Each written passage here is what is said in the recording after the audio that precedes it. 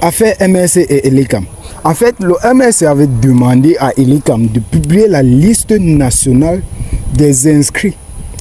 De publier la liste nationale des inscrits.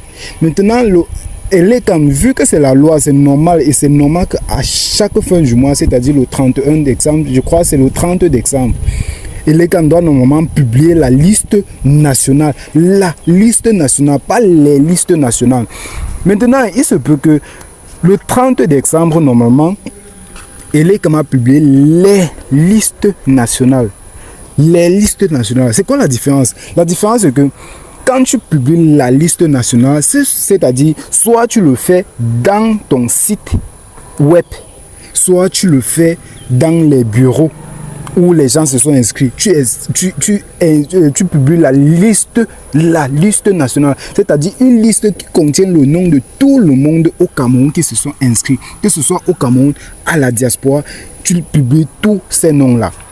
Maintenant, Elecam ne l'a pas fait, il a publié les listes nationales, c'est-à-dire dans chaque coin ou dans chaque dépôt où on s'inscrit, il a publié les listes des gens qui se sont inscrits, peut-être, je sais pas, à Douala, dans tel centre. C'est les listes des gens là, seulement les gens là qu'il a publié.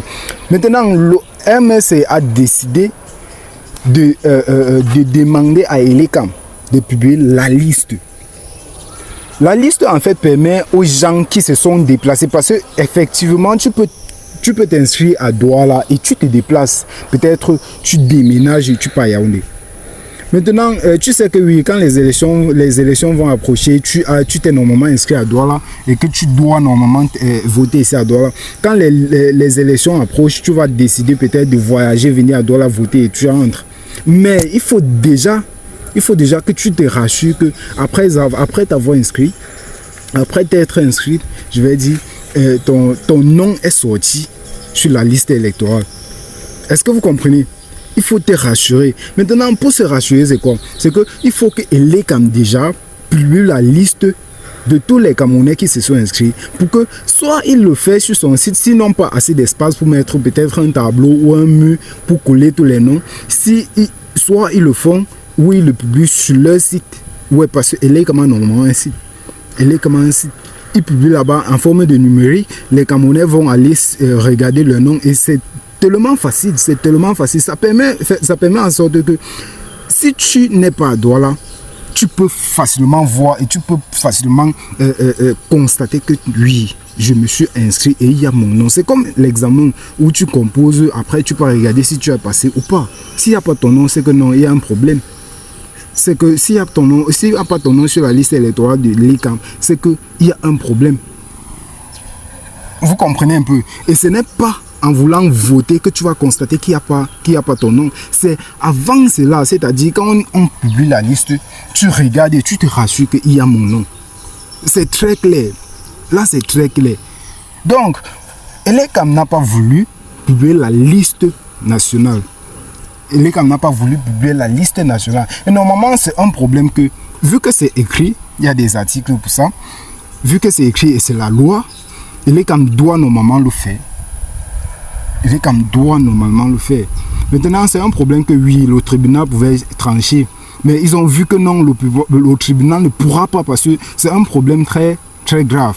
Ils ont porté le problème arrivé au Conseil constitutionnel. C'est au Conseil constitutionnel qui sont allés pour essayer de trancher ce problème. Arrivé au Conseil constitutionnel, le Conseil constitutionnel étudie le dossier, comprend les faits, et tout en sachant que c'est normal et que c'est dans le droit du MRC de réclamer la liste nationale. C'est dans le droit. Donc le MRC a tous ses droits de demander la liste nationale des inscrits. Maintenant, le Conseil constitutionnel avait monsieur irrecevable. Vous connaissez le monsieur irrecevable. Vous le connaissez tous. Celui qui a passé le temps en 2018 a dit tous les requêtes du MRC irrecevables. Tous les requêtes irrecevables. Bref, le président du Conseil a dit que le Conseil se déclare incompétent le conseil se déclare incompétent. Et le conseil est l'organe en fait qui est censé trancher ce genre d'affaires. Le conseil est l'organe là qui, dans un pays, normalement doit s'occuper des problèmes d'élection, de l'ECAM, des choses comme ça. Normalement, et le Conseil constitutionnel doit gérer ce genre de cas. Maintenant, arrivé au Conseil, le Conseil constitutionnel a dit qu'il se déclare incompétent. Et ils envoient le MSC à la Cour d'appel. À la Cour d'appel du centre. Donc, ça veut dire quoi? Ça veut dire que si le Conseil s'était déclaré incompétent et qu'arrivé à la Cour d'appel, la Cour d'appel se déclare également incompétent, je vais dire, pour pouvoir trancher cette affaire, c'est-à-dire l'affaire va mourir. Personne ne va pouvoir gérer ce problème. C'est exactement ce qu'ils sont en train de dire. Maintenant, on ne s'arrête pas là. Ils ont envoyé ou ils ont renvoyé le MSC avec cette affaire à la Cour d'appel du centre. Maintenant, aujourd'hui à 13h, la Cour d'appel doit normalement donner sa verdict. On attend la verdict de la Cour d'appel à 13h aujourd'hui. Et il se passe quelque chose que vous ne savez pas. Actuellement, il se passe quelque chose que vous n'êtes pas au courant. C'est que le gouvernement ou l'État est en train de demander à la Cour d'appel, de dire à la Cour d'appel de déclarer qu'eux-mêmes ils sont incompétents sur ce dossier. Ça veut dire quoi?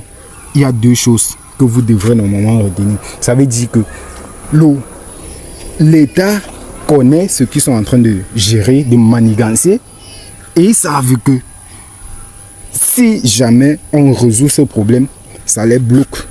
Deuxièmement, l'État s'en fout des lois. L'État s'en fout des lois.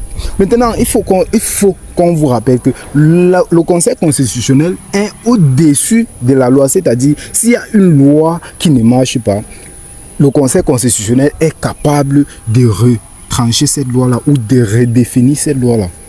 Le Conseil constitutionnel est au-dessus de la loi. Ça veut dire quoi? Si tu as un problème de la loi et que tu arrives peut-être au Conseil constitutionnel, c'est que c'est déjà à un niveau où les tribunaux ne pourront pas, ou les tribunaux ne pouvaient pas gérer. Donc si tu as ramené le problème au Conseil constitutionnel, ça veut dire que ça t'a dépassé ou ça a dépassé les tribunaux. Maintenant, arrivé au Conseil constitutionnel, il se déclare incompétent sur ce petit problème de l'ECAM qui doit normalement, ou qui est écrit quelque part que oui, l'ECAM le 30 décembre doit normalement publier la liste nationale des inscrits. Vous comprenez un peu? Un petit problème qui est seulement, c'est clair, l'ECAM doit normalement publier la liste électorale des inscrits à chaque fin d'année, le 30 décembre. Et arriver à la Cour d'appel ou au Conseil constitutionnel qui est normalement censé gérer ce genre de problème sans stress, sans cligner même les yeux. Gérer ce problème parce qu'il faut seulement respecter la loi. Il faut seulement respecter la loi que le Conseil constitutionnel s'est assis eux-mêmes et ils ont écrit. Que oui, le 30 décembre, l'ECAM doit publier la liste. Et l'État est au courant de tout ça. L'État est au courant de tout ça. Mais sauf qu'ils sont en train de demander à la Cour d'appel du centre de se déclarer incompétent pour cette affaire. Maintenant, on se pose la question. Aujourd'hui à 13h, on saura la dernière version. Ou on saura la vérité. Maintenant, la question qu'on se pose, c'est que si jamais la Cour d'appel se déclare incompétent pour gérer ces problèmes, qui donc va gérer le problème? Qui encore dans le pays va gérer le problème? Ils vont amener au tribunal. Ils vont amener le problème au tribunal. C'est la question qu'on se pose.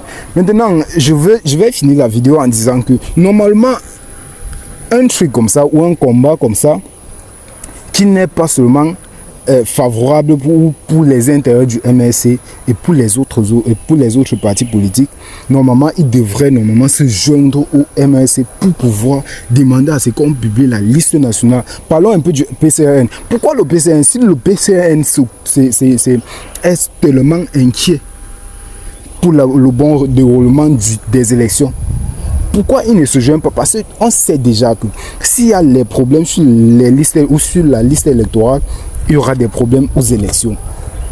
Il y aura des problèmes aux élections. Si tu es capable de publier les listes, c'est-à-dire disperser les gens ou essayer de faire une confusion, de créer une confusion, ça veut dire que vous êtes encore capable de gérer ces mêmes, ou de créer cette même confusion pendant les élections pour pouvoir gagner les élections. Là, c'est clair. On a l'habitude de dire qu'un dictateur qui, je vais dire, un dictateur qui crée les élections ou qui organise les élections ne peut pas la perdre.